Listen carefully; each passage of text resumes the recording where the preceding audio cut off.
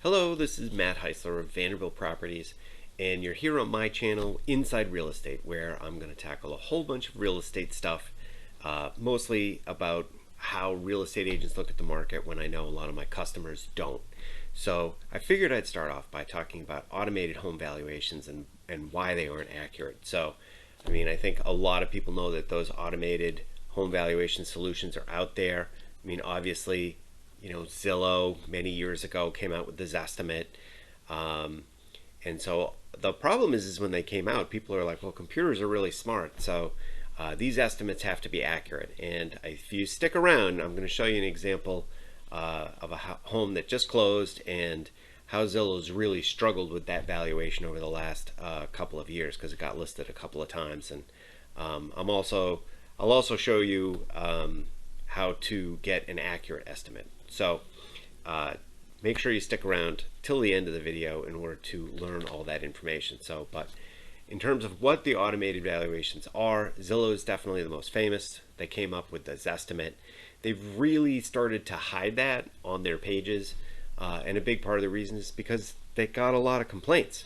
So I think very famously, they tried to use their automated home pricing calculation in order to run a flipping business. It did not work. They lost $1 billion. I probably could have told them it wouldn't have worked, but the guys over there, they don't call me up and ask me. So instead, they got stuck with $1 billion loss and realized that their model isn't quite accurate enough to flip houses. But today, you can get automated home valuations from all sorts of places. So I get 3 every month. I get one from my own website, and I'm on a couple of different mortgage brokers' websites, and I get home valuations from them, which is great. But at the same time, I know that it's just a piece of the story. It's not the whole story. So let's talk about, why.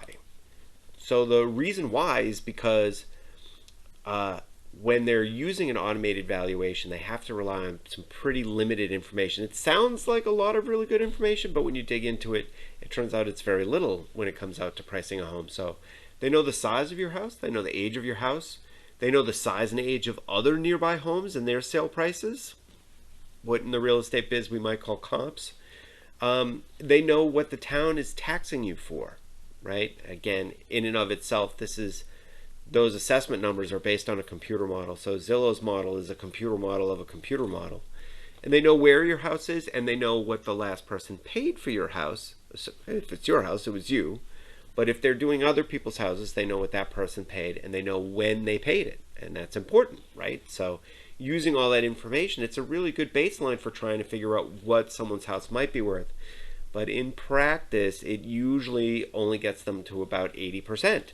And then at that point in time, they basically just say, well, I'll assume it's sort of in the middle. And so then they just add 10% to that number is kind of what I think they do. I'm sure it's a lot more complicated than that behind the scenes, but at the end of the day, when it started out, it was probably just this simple, and it hasn't really gotten a lot more accurate. So, why? Why? Is it going to get more accurate in the future? And the answer is no. And it's because right now, computers don't know these things. Okay, they don't know what you've done for cosmetic improvements since you bought it. So if you've painted rooms and now they look better than they did before, or if you replaced flooring or update a kitchen or a bath, it doesn't know anything about that. You've improved your house, it's worth more money, and yet Zillow has no idea. It also doesn't know anything about your floor plan.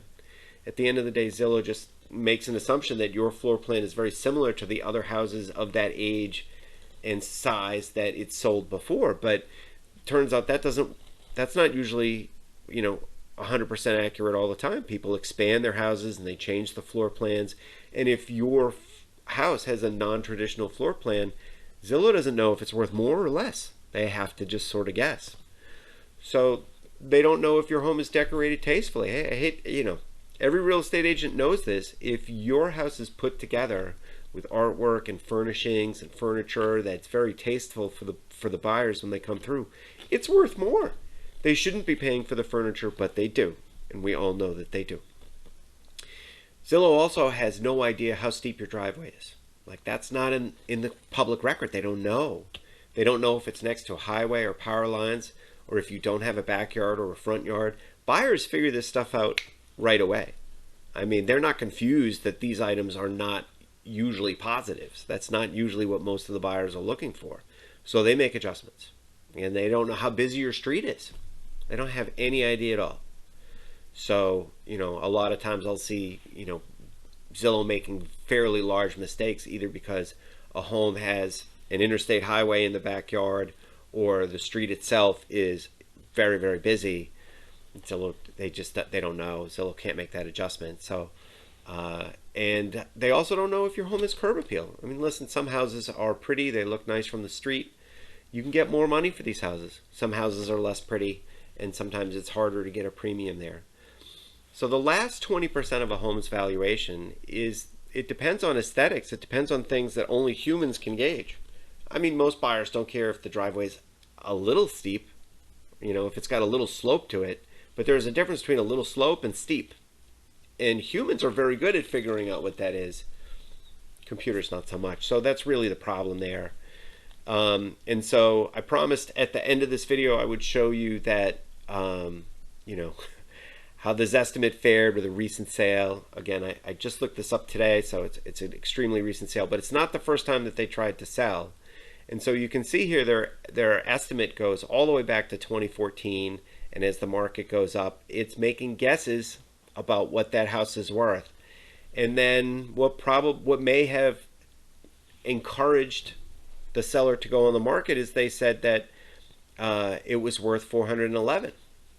And so what happened is a human went out there and said, no, it's not worth 411. But they probably said, well, Zillow thinks it is, so why are you trying to tell me that it's not worth that?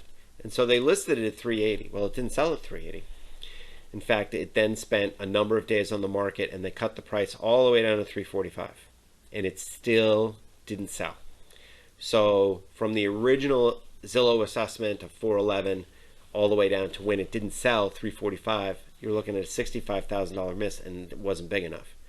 And then because it didn't sell, Zillow just went back to its original algorithm, which I have to tell you kind of surprised me when I saw this. You would have thought that it would have made an adjustment for not selling, but nope, went right back to its original algorithm. You can see it sort of lines up with that curve. And then at one point in time, it said that the house was 485, but the sellers at this time had figured out that it was not worth what Zillow thought. So when they listed it the second time, they listed it just under 400, and it did sell. I mean, the market had gone up quite a bit, but they still ended up selling at 385. So from where Zillow thought to where it actually sold, it was a $100,000 difference. I mean, that's a guess.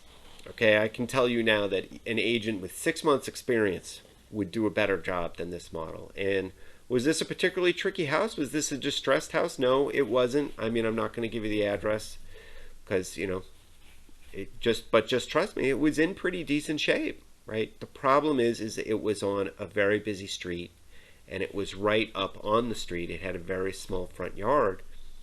Computers just don't understand that that's a major impact from a price point perspective versus an average house. So, it's just not good at it. Okay, so what do I do if I want a current valuation? Well, I'll tell you right now, call human. Call a real estate agent. And I don't want to sell my house. I don't want to have a human come over. Listen, it only takes us 15 minutes to see the house. We've seen it all. It's not a big deal. We're happy to just meet you. Maybe you know a real estate agent, who you're friendly with. You probably do. A lot of people do. Have them come in. Just tell them, I'm not interested in selling my home. I'm just trying to figure out where I'm at, right? I get these automated valuations from all over the place. They're all different. I don't really know what's what, okay? And, we'll tell you, if you want to get the valuation up, the kinds of things that you should probably focus on, if you're happy with the valuation, whatever. It doesn't take us very long, and we're happy to do it. We really are. So some people would say, well, I'll call an appraiser.